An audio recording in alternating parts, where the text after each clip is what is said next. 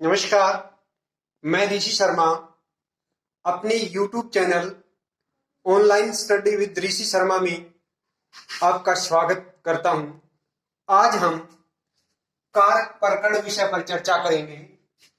कारक शब्द की उत्पत्ति किससे हुई और उसका क्या अर्थ है।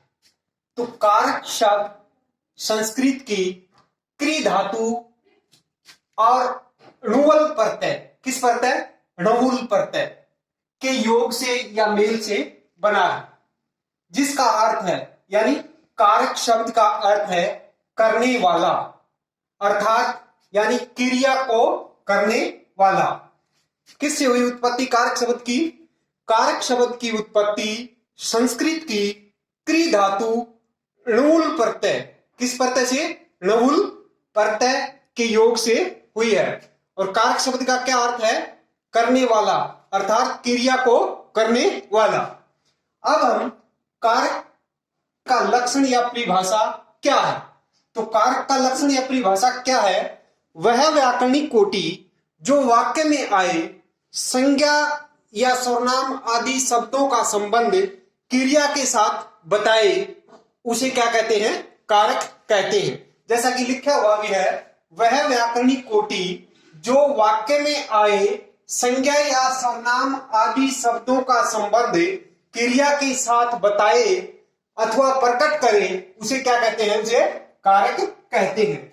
या फिर अथवा एक दूसरी परिभाषा है, संज्ञा या सर्वनाम के, संज्ञा या सर्वनाम के जिस रूप से उसका संबंध वाक्य में क्रिया अथवा दूसरे शब्दों के साथ जाना जाता है, उसे कारक कहते हैं। जैसे हम उदाहरण देखते हैं, अध्यापक ने छात्र को डंडे से पीटा। अध्यापक ने छात्र को डंडे से पीटा। प्रस्तुत वाक्य में, इस वाक्य में अध्यापक ने छात्र को डंडे से पीटा। प्रस्तुत वाक्य में पीटना क्या है? क्रिया।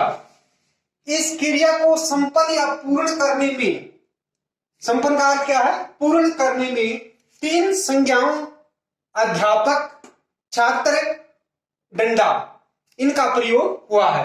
किन संज्ञाओं का प्रयोग हुआ है? एक तो अध्यापक, एक छात्र और एक डंडा। इन तीन इस क्रिया को, किस क्रिया को? पीटने की क्रिया को पूरा करने के लिए इन तीनों संज्ञाओं का प्रयोग हुआ है। यहां पीटने की क्रिया अध्यापक द्वारा संपन्न हो रही है। पीटने की क्रिया किसके द्वारा संपन्न हो रही है? अध्यापक के द्वारा संपन्न हो रही है, यानी पूर्ण हो रही है। और पीटा किसको जा रहा है? छात्र को पीटा जा रहा है।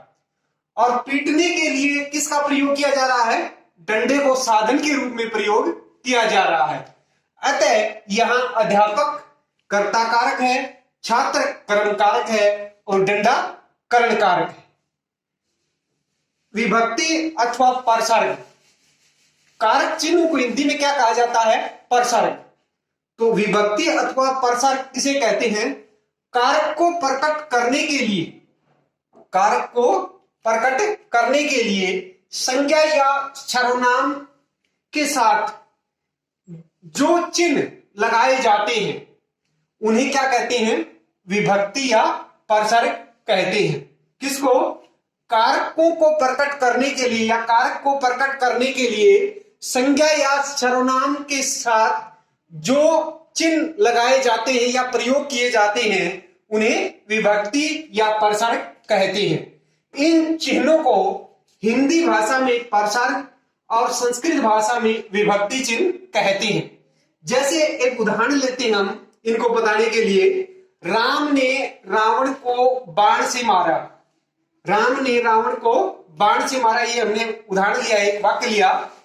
प्रस्तुत वाक्य में राम, प्रस्तुत वाक्य में राम शब्द के आगे ये ने विभक्ति चिन्ह लगा हुआ है। राम शब्द के आगे ने विभक्ति चिन्ह लगा और रावण शब्द के आगे ये को विभक्ति चिन्ह लगा और बाण के आगे ये से विभक्ति चिन्ह लगा है। प्रयुक्त ये विभक्ति चिन्ह क्या कहलाते हैं? परसर्ग या विभक्ति चिन्ह कहलाते हैं। हिंदी कारक प्रधान भाषा है। शब्द को पद कारक ही बनाते हैं। शब्द को पद कौन बनाते हैं? कारक ही बनाते हैं। अर्थात वाक्य में प्रयोग होने पर शब्द के साथ जब परसर्ग या विभक्ति चिन्ह का प्रयोग होता है तभी वह शब्द पद बनता है। किसका प्रयोग होता है? जब किसी परसर्ग या विभक्ति चिन्ह का प्रयोग शब्द के साथ हो जाता है तब वो क्या कहलाने लग जाता है? क्या बन जाता है? तब पद बन जाता है। जैसे एक उदाहरण है, जैसे हमने पूछ लिया राम रावण बाण मारा, इनके अंदर हमने क्या नहीं किया? विभक्ति चिन्हों का प्रयोग नहीं है। तो यहां यह वाक्य अपूर्ण है। किसके बिना? विभक्ति चिन्हों के बिना। और इसमें शब्द तो हैं, इसके अंदर क्या है? शब्द तो है, राम है, रावण है, बाण है, मारा, ये सब तो है, क्रिया भी है, लेकिन अर्थ का बोध नहीं हो रहा। विभक्ति चिन्हों के बिना क्या नहीं हो रहा? अर्थ नहीं बता रहा है, अर्थ का बोध नहीं करवा रहा। वाक्य में अर्थबोध के लिए, वाक्य में अर्थबोध के लिए संज्ञा शब्दों के साथ परसर्ग का प्रयोग अनिवार्य है। यानी संज्ञा शब्दों के साथ परसर्ग लगाना जरूरी है। हिंदी भाषा में कारकों की अनदेखी नहीं की जा सकती। कारक वाक्यों के अर्थ को स्पष्ट करते ही हैं। कारक क्या करते हैं? वाक्यों के अर्थ तो स्पष्ट करते ही हैं, साथ ही परस्पर संबंधों को भी स्पष्ट करते हैं। कारक के भेदों पर आते हैं हम। कारक के भेद कितने हैं? कारक के शास्त्रीय सिद्धांत के अनुसार कारक के मुख्य 6 ही भेद हैं, न कि 8। कई जगह हमें 8 भी पढ़ने को मिलते हैं, लेकिन हम बताएंगे। पहला यहां हमने लिखा है कि इस प्रकार हम इनके चिन्हों को और इस प्रकार हम प्रदर्शित करेंगे। पहला है कर्ता। कर्ता का विभक्ति चिन्ह क्या है, या जिसको हिंदी में क्या कहते हैं? परसर्ग। विभक्ति चिन्ह क्या है? ने। या फिर ये इस विभक्ति चिन्ह से कहीं कहीं रहित भी होता है, यानी विभक्ति चिन्ह का प्रयोग नहीं भी होता है। नंबर 2 है कर्म। कर्म का विभक्ति चिन्ह है या परसर्ग है को, या फिर कहीं कहीं ये भी परसर्ग रहित भी होता है। तीसरा है कर्ण। कर्ण का विभक्ति चिन्ह है से या फिर के द्वारा या के साथ। चौथा है संप्रदान। संप्रदान का विभक्ति चिन्ह है को या के लिए। पांचवा है अपादान। अपादान का विभक्ति चिन्ह से, यानी अलग होने की स्थिति में, पृथकता सूचक। छठा है अधिकरण। अधिकरण का है विभक्ति चिन्ह में या पर। अब हमने यहां नोट लिखा, निर्देश लिखा है, इनके अतिरिक्त, इन 6 के अतिरिक्त यहां संबंध और संबोधन ये 2 शेष रहते हैं, लेकिन ये दोनों कारकों में नहीं गिने जाते, क्योंकि इनमें संज्ञा शब्द के साथ संबंध होता है, क्रिया के साथ नहीं। किसके साथ? संबंध और संबोधन में संज्ञा शब्द के साथ संबंध होता है, क्रिया के साथ नहीं। जबकि परिभाषा के अनुसार कारक वही होता है जिसमें संज्ञा आदि शब्दों का क्रिया के साथ संबंध होता है। किसके साथ? कारक वही होता है परिभाषा के अनुसार जिसमें संज्ञा आदि शब्दों का किसके साथ? क्रिया के साथ संबंध होता है। अतः मूल रूप से कारक 6 ही हैं। अब हम कारक के भेदों पर आते हैं कि कारक के कौन कौन से भेद हैं। सर्वप्रथम ये हमने कर लिया है कि कारक के कौन कौन से भेद होते हैं। कारक का पहला भेद के अंतर्गत आता है कर्ता कारक। तो कर्ता का इसमें क्या, इस शब्द का, कर्ता शब्द का क्या अर्थ है और उसकी क्या परिभाषा है, इसका कारक चिन्ह क्या है, इस प्रकार हम इसके बारे में जानेंगे। तो कर्ता शब्द का अर्थ है करने वाला। कर्ता शब्द का क्या अर्थ है? करने वाला। इसका कारक चिन्ह ने है। कर्ता कारक का कारक चिन्ह क्या है? ने। इसकी परिभाषा है संज्ञा या सर्वनाम के जिस रूप से क्रिया को करने वाले का बोध हो। संज्ञा या सर्वनाम के जिस रूप से क्रिया को करने वाले का बोध हो या पता चले, उसे क्या कहते हैं? कर्ता कारक कहते हैं। कर्ता कारक में ने विभक्ति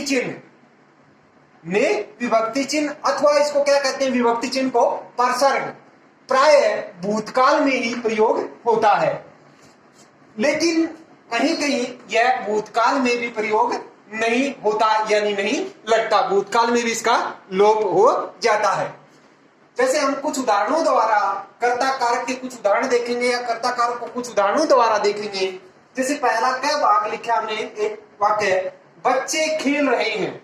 बच्चे खेल रहे हैं, तो इसमें बच्चे क्या कर रहे हैं? खेल रहे हैं। क्रिया को कौन संपन्न कर रहा है? बच्चा। तो इसमें बच्चे क्या है? कर्ता। बच्चा क्या है? कर्ता। तो इस वाक्य में कर्ता कारक क्या है? बच्चे। ख भाग है, छात्र पुस्तक पढ़ता है। तो पढ़ने की क्रिया कौन संपन्न कर रहा है? छात्र। तो छात्र क्या है? कर्ता। ग भाग है, वह मेरा काम करेगा। काम करने की क्रिया कौन संपन्न कर रहा है? वह। तो वह क्या है इसमें? कर्ता। घ भाग है, मोहन ने सोहन को पीटा। पीटने की क्रिया कौन संपन्न कर रहा है? मोहन। तो यहां मोहन क्या है? कर्ता। न भाग है पांचवा, माली पौधों को पानी दे रहा है। तो पानी देने की क्रिया कौन कर रहा है? संपन्न माली। तो माली क्या है इसमें? कर्ता। इस प्रकार हमने इसमें ये देखा कि कर्ता कारक किस में है। पहले वाक्य के अंदर बच्चा है, वो कर्ता, दूसरे में छात्र है, तीसरे में वह, और चौथे में मोहन, और पांचवें में माली। इस प्रकार हमने कर्ता कारक के विषय में जाना। दूसरा हमारा कर्म कारक। कर्म कारक की परिभाषा क्या है? वाक्य में जिस संज्ञा या सर्वनाम पर क्रिया के व्यापार का फल पड़े। वाक्य में जिस संज्ञा या सर्वनाम पर, जिस संज्ञा या सर्वनाम पर क्रिया के किसका? व्यापार का फल पड़े, अथवा हम ये भी कह सकते हैं कि क्रिया का फल पड़े। वाक्य में जिस संज्ञा या सर्वनाम पर क्रिया का फल पड़े उसे क्या कहते हैं? कर्म कारक कहते हैं। इसका कारक चिन्ह को है। कर्म कारक का कारक चिन्ह क्या है? को। वाक्य में कर्म कारक को पहचानने के लिए क्या अथवा किसे अथवा कहां पर्सन ये लगाकर पर्सन करना चाहिए। इनके स्थान पर क्या करना चाहिए? मतलब पर्सन पुट करना चाहिए हमने। कि जैसे हम कुछ उदाहरणों द्वारा कर्म कारक को देखेंगे। जैसे पहला वाक्य है क भाग, राम गाना गा रहा है। तो हम जैसे हमने यहां बताया कि क्या किसे कहां ये रख करके हमें पर्सन करना चाहिए, और इस पर्सन के का जो उत्तर प्राप्त होगा वो किस कौन होगा? कर्म में होगा।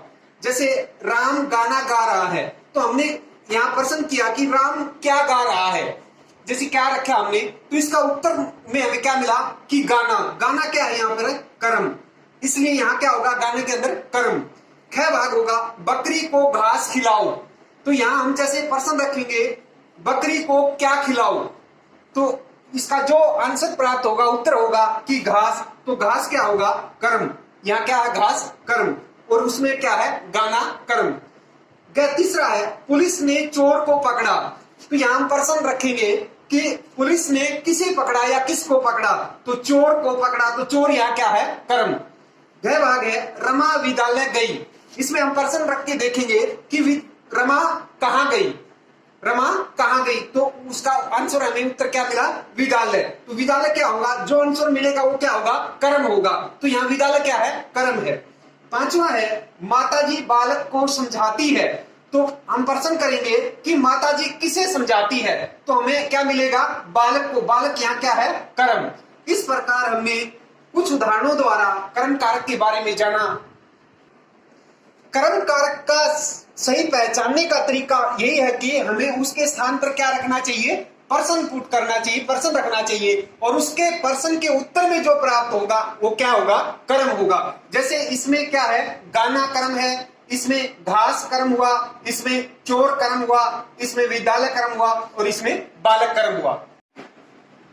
कारक का तीसरा भेद है कर्ण कारक। कर्ण कारक क्या होता है, इसका क्या अर्थ है, इसकी कारक चिन्ह क्या है, इसकी परिभाषा क्या है, इस बारे में हम जानेंगे। तो कर्ण का अर्थ है साधन, यानी कर्ण के अंतर्गत क्या आता है? साधन के रूप में जिस चीज को हम प्रयोग करते हैं वो क्या होता है? कर्ण होता है। इसका कारक चिन्ह से या के द्वारा या के साथ है। इसकी परिभाषा है, वाक्य की क्रिया को संपन्न करने के लिए, वाक्य की क्रिया को संपन्न यानी पूर्ण करने के लिए जिस निर्जीव संज्ञा का प्रयोग साधन के रूप में होता है या किया जाता है उसे क्या कहते हैं? कर्ण कारक कहते हैं। कर्ण कारक का कारक चिन्ह क्या है? से या के द्वारा या के साथ, और इसका अर्थ क्या है? कर्ण का साधन। परिभाषा होगी, वाक्य की क्रिया को संपन्न या पूर्ण करने के लिए जिस निर्जीव संज्ञा का प्रयोग साधन के रूप में किया जाता है या होता है उसे क्या कहते हैं? कर्ण कारक कहते हैं। जैसे कुछ उदाहरणों द्वारा हम ये देखेंगे कि इनमें कौन सा कारक है, जो किस स्थान पर ये कर्ण कारक है। जैसे क भाग इसका, सुरेश ने पेंसिल से चित्र बनाया। यदि यहां पेंसिल के नीचे रेखांकित कर देता है तो पेंसिल निर्जीव संज्ञा के रूप में प्रयोग हुआ है। हमने परिभाषा में लिखा था कि निर्जीव संज्ञा का प्रयोग साधन के रूप में होगा, तो यहाँ चित्र बनाने के लिए किस संज्ञा का? पेंसिल का प्रयोग किया जा रहा है साधन के रूप में। तो पेंसिल, यहाँ पेंसिल से में क्या है? कर्ण कारक है। ख भाग है, माँ ने बोतल से बच्चे को दूध पिलाया। तो यहाँ माँ ने किसको साधन के रूप में प्रयोग किया? बोतल को। तो बोतल यहाँ क्या है? इसमें क्या है? कर्ण कारक है बोतल के अंदर। फिर ख भाग है, राम ने नौका से नदी पार की। तो किस साधन के द्वारा राम ने नदी पार की? नौका को अपनाया साधन के रूप में। तो नौका में क्या है? यहाँ कर्ण कारक है। घ भाग है, राधा ने चाकू से सब्जी काटी। तो सब्जी किस साधन के द्वारा काटी गई है? चाकू को साधन के रूप में प्रयोग किया गया है। यदि चाकू के नीचे अंग रेखांकित है तो चाकू में क्या है? कर्ण कारक है। न भाग है, मोहन ने लाठी से सांप मारा। तो सांप को मारने के लिए साधन के रूप में किसका प्रयोग किया जा रहा है? लाठी का। तो यहाँ लाठी में क्या है? कर्ण कारक है। इस प्रकार पहले में साधन के रूप में पेंसिल को अपनाया गया, दूसरे में माँ ने बच्चे को दूध पिलाने के लिए बोतल का प्रयोग किया साधन के रूप में, फिर नदी को पार करने के लिए नौका को साधन के रूप में अपनाया गया, और फिर सब्जी काटने के लिए चाकू को साधन के रूप में अपनाया गया, और सांप को मारने के लिए लाठी को साधन के रूप में अपनाया गया। इस प्रकार इनमें यहाँ जहां रेखांकित की गई है वह क्या है? कर्ण कारक है। चौथा है हमारा कारक का भेद, संप्रदान कारक। संप्रदान का अर्थ है देना। क्या अर्थ है संप्रदान का? देना, यानी प्रदान करना, अर्थात सम्मान पूर्वक दान ही संप्रदान है। किस पूर्वक? सम्मान पूर्वक, आदर इज्जत के साथ जो दान दिया जाता है वही क्या है? संप्रदान है। इसका कारक चिन्ह को अथवा के लिए है। संप्रदान कारक का कारक चिन्ह क्या है? को अथवा के लिए है। इसमें देने अथवा उपकार करने का भाव होता है। संप्रदान कारक में किसका होता है? देने अथवा उपकार करने का भाव होता है। इसकी परिभाषा है संप्रदान कारक की, जिसके लिए कोई क्रिया संपन्न या पूर्ण की जाए, यानी इसमें दूसरे के लिए क्रिया की जाती है। तो क्या होगा? जिसके लिए कोई क्रिया संपन्न अथवा पूर्ण की जाए, अथवा जिसे कुछ दिया जाए, उसे क्या कहते हैं? संप्रदान कारक कहते हैं। जैसे कुछ उदाहरण दिए गए हैं वाक्य में, तो हम यहाँ देखेंगे कि कहां इन वाक्यों के अंदर संप्रदान कारक है। डॉक्टर ने बच्चे को दवाई दी। तो यहाँ दवाई किसको दी गई? किसके लिए डॉक्टर ने कार्य किया? यहाँ किसके लिए क्रिया संपन्न हुई है? बच्चे के लिए। तो बच्चे को, यहाँ बच्चे के अंदर क्या है? संप्रदान। ख भाग है, मोहन दर्शन हेतु मंदिर गया। तो यहाँ क्रिया संपन्न कहां हो रही है? दर्शन में, या दर्शन के नीचे क्या है? रेखा अंकित है। तो यहाँ दर्शन हेतु में क्या है? संप्रदान कारक है। ग भाग है, प्रातः उठकर माता पिता को प्रणाम करो। तो यहाँ क्रिया किसके लिए? माता पिता के लिए संपन्न हो रही है यहाँ क्रिया। तो यहाँ माता पिता के अंदर क्या है? संप्रदान कारक है। घ भाग है, जनता ने नरेंद्र मोदी को अपना वोट दिया। तो यहाँ किसके लिए कार्य हो रहा है? क्रिया संपन्न हो रही है नरेंद्र मोदी के लिए। तो यहाँ नरेंद्र मोदी में क्या है? संप्रदान कारक है। ग भाग है, पिताजी सोहन के लिए वस्त्र लाए। तो किसके लिए क्रिया संपन्न हो रही है? यहाँ पे पूर्ण हो रही है सोहन के लिए। तो यहाँ सोहन के लिए में क्या है? संप्रदान कारक है। पहले वाक्य के अंदर बच्चे को, यानी बच्चे के लिए क्रिया संपन्न हुई है, इसलिए बच्चे में क्या है? संप्रदान। दूसरे में दर्शन हेतु, यहाँ क्रिया किसके लिए कहाँ संपन्न हुई? दर्शन के लिए। यहाँ दर्शन में क्या है? संप्रदान। तीसरे में है प्रातः माता पिता के लिए क्रिया संपन्न हुई दूसरे के लिए। तो यहाँ माता पिता में क्या है? संप्रदान कारक है। घ भाग है, जनता ने नरेंद्र मोदी, यहाँ नरेंद्र मोदी में दूसरे के लिए क्रिया संपन्न हुई या पूर्ण हुई नरेंद्र मोदी के लिए, तो नरेंद्र मोदी में क्या है, संप्रदान कारक है। न भाग है पिताजी सोहन के लिए वस्त्र लाए, तो सोहन के लिए क्रिया की गई है, तो यहाँ सोहन के लिए सोहन में क्या है, संप्रदान कारक है। कर्म और संप्रदान में अंतर हमें उदाहरणों द्वारा वैसे समझ में आ गया होगा। कर्म में तो कर्म के साथ को विभक्ति चिन्ह का प्रयोग होता है, लेकिन संप्रदान में कर्ता के साथ को विभक्ति चिन्ह का प्रयोग होता है। और दूसरा, हम कर्म के अंदर हम पर्सन वाचक चिन्ह शब्दों का प्रयोग करके वहां उसका पहचान कर्म कारक की कर सकते हैं। इस प्रकार हमें कर्म और संप्रदान का अंतर समझ में आ गया होगा। अब हम कारक के पांचवें भेद अपादान कारक पर आते हैं कि अपादान कारक का क्या अर्थ है, अपादान शब्द का, और उसका विभक्ति चिन्ह क्या है और उसकी परिभाषा क्या है। अपादान का अर्थ है अलग होना या पृथक होना। इसका कारक चिन्ह, अपादान का कारक चिन्ह से किस अर्थ में है, जुदा होने या अलग होने की स्थिति में। इसकी परिभाषा होगी संज्ञा या सर्वनाम के जिस रूप से किसी व्यक्ति अथवा वस्तु के परस्पर एक दूसरे से, परस्पर का मतलब एक दूसरे से अलग होने का बोध हो, वहां अपादान कारक होता है। किससे, संज्ञा या सर्वनाम के जिस रूप से किसी व्यक्ति अथवा वस्तु के परस्पर यानी एक दूसरे से अलग होने का बोध हो, अलग होने की स्थिति का बोध हो, वहां अपादान कारक होता है। अपादान निकलने के भाव में, अलग होने के भाव में, लज्जा के भाव में, भय या डरने के भाव में तथा तुलना आदि के भाव में होता है। जैसे कुछ उदाहरण दिए गए हैं यहाँ। पहला है, उदाहरणों द्वारा आप देखेंगे कि यहाँ इन उदाहरणों में कहां अपादान कारक है।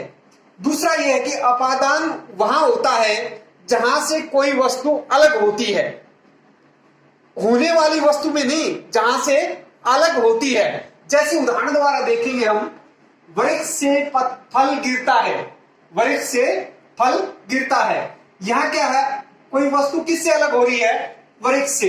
तो यहां फल में नहीं है बल्कि वृक्ष में अपादान है। यहां किसमें है, वृक्ष में, किसमें नहीं है, फल में। क्योंकि जिस वस्तु से अलग हो रही है जो वस्तु, तो अलग जो वस्तु हो रही है जहां से, जिस स्थान से, तो उसी स्थान पर होगा। यहां फल वृक्ष से अलग हो रहा है, तो वृक्ष में क्या है, अपादान है, न कि फल में। ख भाग है, सिर से बाल झड़ते हैं, तो बाल किससे अलग हो रहे हैं, सिर से। तो सिर में क्या है, सिर से में क्या है, अपादान, न कि बाल में।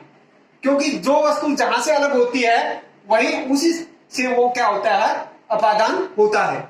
ग में है, आसमान से बूंदे गिरती है, तो बूंदे कहां से अलग हो रही हैं, आसमान से। तो आसमान से में क्या है, अपादान कारक है।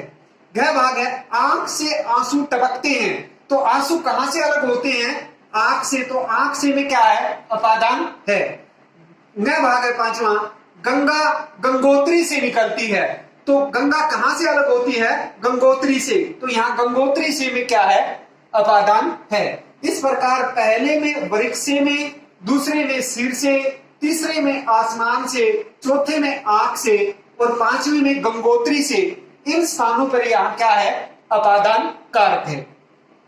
छठा है अधिकरण कारक। इससे पहले कि कर्ण और अधिकरण में क्या अंतर होता है, कर्ण में तो साधन के रूप में प्रयोग होता है, लेकिन यहां अलग होने का भाव होता है अपादान में। इन दोनों में यही अंतर है, जबकि इन दोनों के विभक्ति चिन्ह से कर्ण का भी है और से अपादान कारक का भी है। लेकिन वहां कर्ण में साधन के रूप में प्रयोग होगी कोई निर्जीव संज्ञा, और यहां कोई किसके लिए, कि अलग होने की स्थिति में इसका भाव होगा। छठा है अधिकरण कारक। अधिकरण का अर्थ है आधार। इसका कारक चिन्ह में या पर है। इसकी परिभाषा है संज्ञा या सर्वनाम के जिस रूप से क्रिया के आधार का बोध हो, यानी क्रिया के आधार का पता चले, उसे अधिकरण कारक कहते हैं। जैसे यहाँ कुछ उदाहरणों द्वारा देखेंगे कि यहाँ इन उदाहरणों में कहाँ अधिकरण कारक है। क्या भाग है? कुछ पहला वाक्य है, पुस्तक मेज पर है। तो पुस्तक किस पर है? आधार क्या है पुस्तक का? मेज। तो मेज में क्या है? यहाँ अधिकरण। मेज पर क्या है? अधिकरण है। यहाँ रेखांकित हो गई मेज पर। ख भाग है, माँ रसोई घर में है। तो माँ का आधार क्या है? रसोई घर। तो रसोई घर में क्या है? अपादान, वो अधिकरण कारक। सॉरी, क्या है? अधिकरण कारक। ग भाग है, मछली पानी में रहती है। तो मछली का आधार क्या है? पानी। तो यहाँ पानी में क्या है? अधिकरण कारक। घ भाग है, बच्चा छत पर खेल रहा है। बच्चा किस पर? बच्चे का आधार क्या है? छत। तो छत पर क्या है? यहाँ अधिकरण कारक है। पांचवा है, अध्यापक कुर्सी पर है। अध्यापक किस पर बैठा हुआ? अध्यापक का आधार क्या है? कुर्सी। तो कुर्सी पर में क्या है? अधिकरण कारक है। इस प्रकार पहले में मेज पर यानी मेज में अधिकरण है, दूसरे में रसोई घर में, तीसरे में पानी में, चौथे में छत पर और पांचवे में कुर्सी पर। यहाँ इन के नीचे रेखांकित की गई है जहां जहां, वहां क्या है? अधिकरण कारक है। हमने पहले जो मुख्य 6 कारक थे उनके बारे में पढ़ा। अब जो 2 अन्य संबंध और संबोधन क्या होते हैं इनके बारे में देखते हैं। संबंध क्या होता है? संबंध की परिभाषा क्या है? संज्ञा या सर्वनाम, संज्ञा या सर्वनाम के जिस रूप से किसी एक वस्तु का दूसरी वस्तु से संबंध का बोध हो, यानी एक वस्तु का दूसरी वस्तु के साथ क्या संबंध है इसका पता चले या बोध हो, अथवा जो शब्द क्रिया से भिन्न यानी क्रिया से अलग किसी अन्य पद से संबंध बताए उसे क्या कहते हैं? संबंध कहते हैं। संबंध के लिए का, के, की, रा, रे, री आदि प्रसारक प्रयोग होते हैं। संबंध के लिए कौन से प्रसारक प्रयोग होते हैं? का, के, की, रा, रे, री। ये इन सब प्रसारकों का प्रयोग संबंध के लिए किया जाता है। जैसे कुछ उदाहरण देखते हैं हम। यहाँ क्या है? पहला, यह मोहन का घर है। यहाँ ये अंडरलाइन जो की हुई रेखा अंकित है, मोहन का घर। यहाँ किसका ये संबंध बताया गया है? संज्ञा शब्द का संज्ञा शब्द के साथ।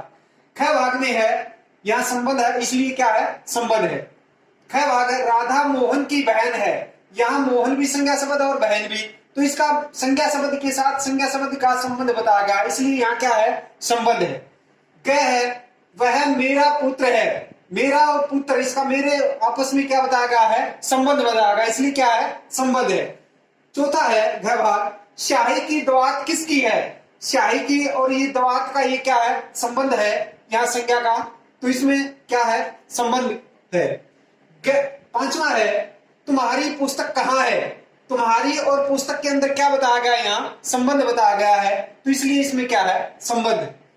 दूसरा है संबोधन। संबोधन क्या होता है? शब्द के जिस रूप से किसी को पुकारा जाए, शब्द के जिस रूप से किसी को पुकारा जाए या संबोधित किया जाए उसे क्या कहते हैं? संबोधन कहते हैं।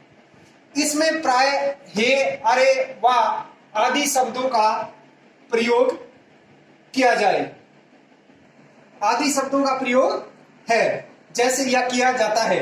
जैसे कुछ उदाहरण देखेंगे हम। क्या है? पहला, बच्चों ध्यान से सुनो। इससे पहले विस्मयादि बोधक चिन्ह से पहले जो प्रयोग होता है, अब जो विस्मयादि बोधक है इसके लिए क्या है? बच्चों, यहाँ क्या है? संबोधन का, इसको पुकारने के लिए क्या है? फिर ख में भी वाह किसका प्रयोग किया गया है? इसको पुकारने के लिए क्या गया? संबोधित किया गया। घ में भी अरे भाई, ये क्या है? संबोधन है। झूठ मत बोलो, तो अरे भाई क्या है? इसमें संबोधन है। और ऊपर वाले में वाह अच्छा छक्का मारा, तो वाह क्या है? संबोधन है। घ है, हे ईश्वर मेरी रक्षा करो। यहाँ इसके बीच में इसमें आदिबोधक चिन्ह है, तो हे ईश्वर क्या है? इसमें संबोधित किया गया है, ईश्वर को संबोधन है यहाँ। पांचवें में है, हे लड़के इधर आओ। यहाँ लड़के को क्या किया गया है? संबोधित किया गया है। हे लड़के में क्या है? संबोधन है। इस प्रकार संबंध और संबोधन ये कारक नहीं है। इस प्रकार हमने कारक प्रकरण का टॉपिक पूरा किया। आशा है आपको ध्यान आया, आपने ध्यान दिया होगा और आपको समझ में आया होगा, ऐसी आशा करता हूं। धन्यवाद।